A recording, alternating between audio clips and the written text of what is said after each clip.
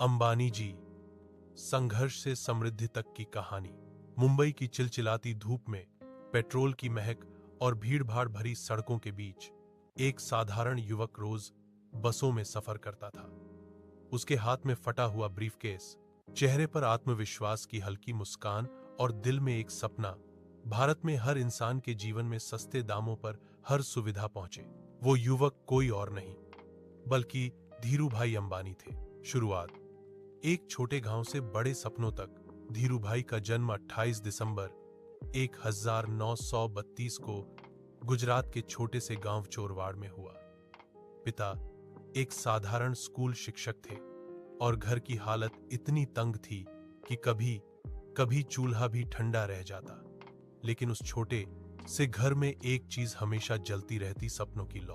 बचपन में जब धीरूभाई बाजार में तेल बेचने वाले को देखते तो सोचते, अगर मैं ये तेल खुद बेचूं तो इसे और सस्ता कर सकता हूं। उन्हें मालूम था कि हालात भले ही छोटे हों, लेकिन सोच बड़ी होनी चाहिए।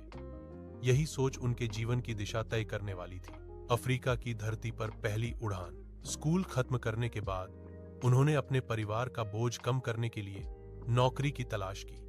उस समय यमन, अब अफ्रीका का हिस्सा में, उनका रिश्तेदार था जिसने उन्हें बुलाया। सिर्फ 17 साल की उम्र में, जेब में कुछ सिक्के और आंखों में सपनों का समंदर लेकर धीरूभाई ने भारत छोड़ दिया। यमन में उन्होंने ए बेस को नाम की कंपनी में एक पेट्रोल पंप अटेंडेंट के रूप में नौकरी की। वे दिन रात मेहनत करते, हर ग्राहक से मुस्कुराकर मिलते। धीरे धीरे वे क्लर्क बने, फिर मैनेजर तक पहुंचे। पर उनके भीतर का व्यापारी कभी शांत नहीं हुआ। रात में वे अपने कमरे में बैठकर हिसाब किताब करते, सोचते, दूसरों का पेट्रोल बेचने